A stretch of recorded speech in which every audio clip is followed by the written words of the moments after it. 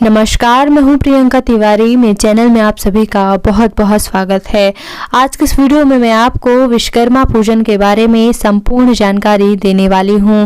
विश्वकर्मा पूजन किन किन व्यक्तियों को अवश्य करना चाहिए, 17 सितंबर के दिन विश्वकर्मा पूजन का शुभ मुहूर्त क्या है, विश्वकर्मा पूजन के लिए क्या क्या पूजन सामग्री आपको चाहिए होगी, पूरी लिस्ट बताने वाली हूँ। साथ ही साथ विश्वकर्मा पूजन की विधि क्या होनी चाहिए, कैसे पूजा करनी है, विश्वकर्मा पूजन का कैसे संकल्प लेना है, तो सभी जानकारी आज के इस वीडियो में आपको मिलने वाली है। तो वीडियो को लास्ट तक जरूर देखिएगा और चैनल को सब्सक्राइब कीजिएगा, क्योंकि इसी तरह पूजा विधि से संबंधित वीडियोस मैं अपने चैनल पर लाती रहती हूँ। तो चलिए जानते हैं कि विश्वकर्मा पूजन किन व्यक्तियों को अवश्य ही करना चाहिए। तो भगवान विश्वकर्मा का पूजन उन सभी व्यक्तियों को करना चाहिए जो किसी भी प्रकार का रचनात्मक कार्य करते हों। रचनात्मक कार्य मतलब कि किसी भी प्रकार की रचना, चाहे आप मूर्ति की रचना करते हो, मूर्ति बनाते हो, या फिर आर्ट एंड क्राफ्ट करते हो, जैसे कि महिलाएं घर को सजाने के लिए चीजें बनाती रहती हैं, चाहे वह स्वेटर बुनती हैं या फिर सिलाई मशीन से कपड़े सिलती हैं। तो अगर आप मशीनरी से काम करते हैं तो मशीन के अंतर्गत जो भी काम होता है वो भी भगवान विश्वकर्मा के आशीर्वाद से होता है, और जो आप कपड़े निर्माण कर रही हैं वो निर्माण कार्य भी जो है भगवान विश्वकर्मा के आशीर्वाद से होता है। तो किसी भी प्रकार का डिजाइन आप करते हो, लैपटॉप कंप्यूटर आदि से काम करते हो, किसी भी प्रकार की रचना करते हो, तो भगवान विश्वकर्मा का पूजन अवश्य करना चाहिए, उनका आशीर्वाद जरूर लेना चाहिए। हम भगवान विश्वकर्मा को अपनी भाषा में देवी देवताओं का इंजीनियर समझ सकते हैं।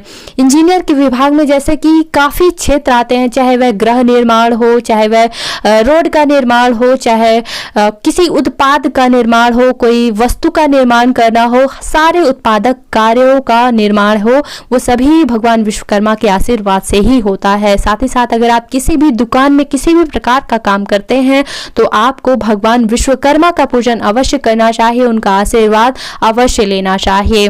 हम सभी जानते हैं कि हमारे धर्म में अलग अलग संसाधनों के मुख्य रूप से अलग अलग देवी देवता माने जाते हैं। जैसे कि भगवान ने अलग अलग कार्य क्षेत्रों के लिए सभी देवी देवताओं को अलग अलग कार्यों का विभाग सौंप दिया हो। जैसे कि भगवान सूर्य देवता प्रकाश विभाग के देवता माने जाते हैं, भगवान वरुण देवता जल विभाग के, माता लक्ष्मी धन की देवी मानी जाती है, और माता सरस्वती विद्या की देवी मानी जाती है।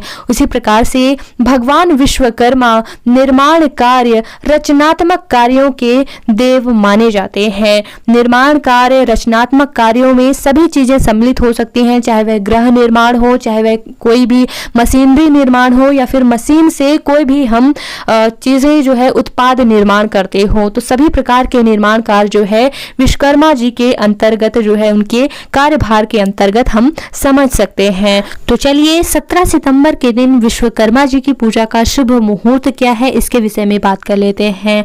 तो लोक मान्यता है, इसलिए मैं 17 सितंबर का भी पूजा का मुहूर्त जरूर बताऊंगी, लेकिन इसके पहले हम बात कर लेते हैं कि जब हमारे सभी हिंदू व्रत और त्योहार तिथि के अनुसार मनाए जाते हैं, तो यह विश्वकर्मा पूजन का दिन 17 सितंबर के दिन ही हर वर्ष क्यों मनाया जाता है। तो इसके पीछे कारण यह है कि यह एक अंग्रेजों की चाल थी, अंग्रेजों की देन थी, एक कंपनी को विकसित करने के लिए, क्योंकि हम लोग पूजा पाठ में बहुत मानते हैं, तो अपनी कंपनी को विकसित करने के लिए उन्होंने 17 सितंबर को यह दिन आयोजित किया था। तब से यह प्रचलन हो गया, लोक मान्यता हो गई। लेकिन यहाँ पर मैं आपको बताना चाहती हूँ कि हिंदू तिथि के अनुसार विश्वकर्मा जयंती मनाई जाती है, जो कि होती है कार्तिक शुक्ल पक्ष की तृतीया के दिन, जो कि इस वर्ष पड़ने वाला है 7 नवंबर 2021 को। लेकिन इस वर्ष 17 सितंबर का दिन बहुत ही ज्यादा शुभ है, क्योंकि इस दिन दो बड़े शुभ संयोग बन रहे हैं। जैसा कि 17 सितंबर के दिन ही परिवर्तनी एकादशी है, जिस दिन भगवान विष्णु करवट बदलते हैं। दूसरा शुभ संयोग है वामन जयंती, यानी कि दो तिथियां एक ही दिन पर हैं, तो बहुत बड़ा शुभ संयोग है। तो इसलिए ये भी कहना चाहूंगी कि अगर आप भगवान विश्वकर्मा जी का पूजन 17 सितंबर के दिन करते हैं तो भगवान विष्णु का भी पूजन अवश्य कर लें, क्योंकि अगर आप विश्वकर्मा जी के पूजन के साथ भगवान विष्णु जी का भी पूजन कर लेते हैं तो आपके व्यवसायिक कार्यों में 4 चांद लग जाएंगे, आपकी सुख समृद्धि अवश्य बढ़ेगी, क्योंकि शुभ संयोग है, भगवान विष्णु जी का भी आशीर्वाद मिल जाएगा, तो सब अच्छा ही होने वाला है। तो भगवान विष्णु का भी ध्यान जरूर करें।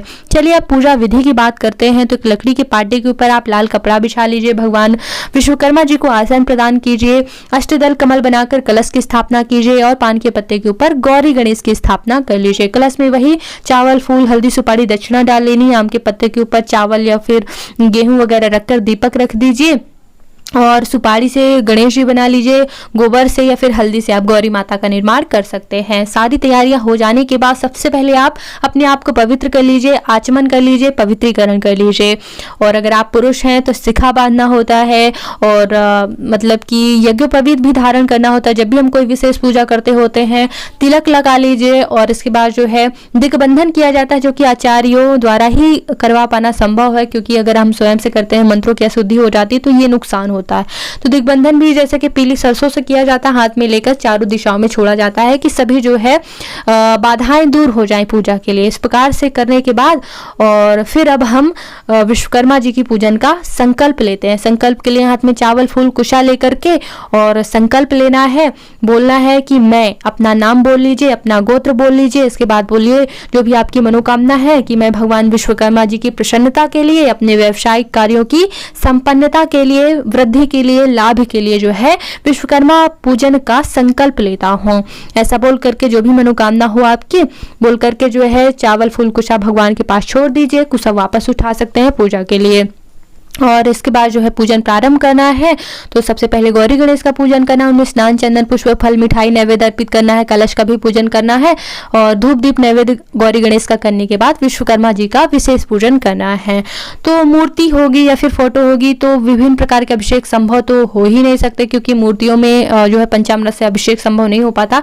तो आप कुश की मदद से या फिर जो है स्पर्श करा दे भगवान को दूध, दही, पंचामृत से विभिन्न प्रकार के अभिषेक की भावना कर ले। और उसके बाद स्नान ध्यान करने के बाद जो है उनको यज्ञोपवीत अर्पित करें, यानी जनेऊ अर्पित करें, वस्त्र अर्पित करें।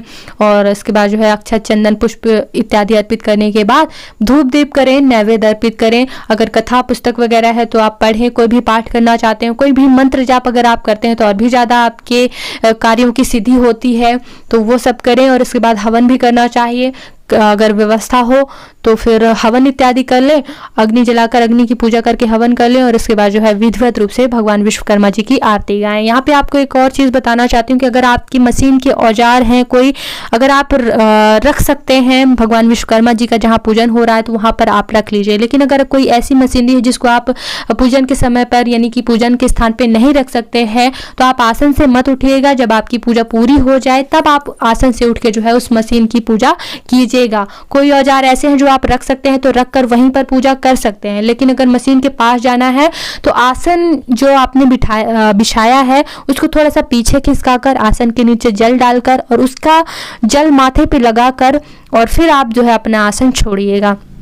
यानी कि पूजा पूरी संपन्न करके ही आपको आसन छोड़ना चाहिए और फिर मशीनों की पूजा करनी चाहिए। तो इस प्रकार से आपको पूजन संपूर्ण करना है। मशीनों की पूजा, औजारों की भी पूजा अवश्य करनी है। जैसे कि हम दीपावली में सभी अपने गाड़ी वगैरह की पूजा करते हैं, उसी प्रकार से पूरा पूजन करना है अक्षत, चंदन, पुष्प इत्यादि से। और भगवान विश्वकर्मा जी का आशीर्वाद लेना है। सभी कर्मचारियों को भी तिलक कीजिए। तो इस तरह से आपकी पूजा विधि संपूर्ण होती है। लेकिन अगर कोई मशीन आदि दूरी पर रखी हुई है, मशीन के पास जाने की अगर आवश्यकता है तो सबसे पहले विश्वकर्मा जी का पूजन संपूर्ण करें। इसके बाद मशीन पर जाकर जो है आप मशीन की पूजा करें।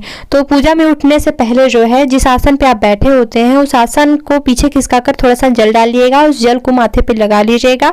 ऐसा करने से ही पूजा का पूरा फल मिलता है। इसका विस्तृत वीडियो भी मैंने बनाया हुआ कि आसन कैसे लेना, आसन के नीचे का जल कैसे लेना, तो उसको भी आप चेक कर सकते हैं विधि समझने के लिए। और इसके बाद जो आप मशीनरी की पूजा कीजिए। अपने सभी कर्मचारियों को आप तिलक कीजिए। और अगर आप सभी कर्मचारी भी पूजा में सम्मिलित हो रहे हैं तो पहले भी आप तिलक करके जो है पूजा में सम्मिलित हो सकते हैं। तो इस तरह से आपको विश्वकर्मा जी का आशीर्वाद लेना है। तो आसन के नीचे का जल माथे पे कैसे लगाया जाता है, इसके लिए मैंने एक आसन से संबंधित विशेष वीडियो दिया जिसमें मैंने बताया कि किस प्रकार के आसन पर बैठकर पूजा करनी चाहिए और आसन के नीचे का जल माथे पे कैसे लगाना चाहिए, क्यों लगाना चाहिए, या फिर आप किसी भी पूजा विधि में देख सकते हैं। मैंने विधियां बताई हुई है कि स्पेशल वीडियो भी विश्वकर्मा पूजन का बनाया हुआ है, तो उस वीडियो को भी आप चेक कर लीजिएगा। और हमारे चैनल पर एक बार जरूर आइएगा। सभी आने वाले व्रत और त्योहारों से संबंधित विशेष जानकारी और पूजा विधि करके वीडियो उपलब्ध कराती हूँ। तो एक बार मेरे चैनल पर जरूर आए, चैनल को सब्सक्राइब करें, बेल आइकन पर प्रेस कर लेंगे तो आने वाले वीडियोस के नोटिफिकेशन मिलते रहेंगे। आप मुझे इंस्टाग्राम में भी फॉलो कर सकते हैं, वहां पर भी मैं आप सभी के प्रश्नों के उत्तर देने की कोशिश करूंगी। तो सब्सक्राइब कीजिए चैनल को। वीडियो देखने के लिए बहुत बहुत धन्यवाद। ओम नमः शिवाय।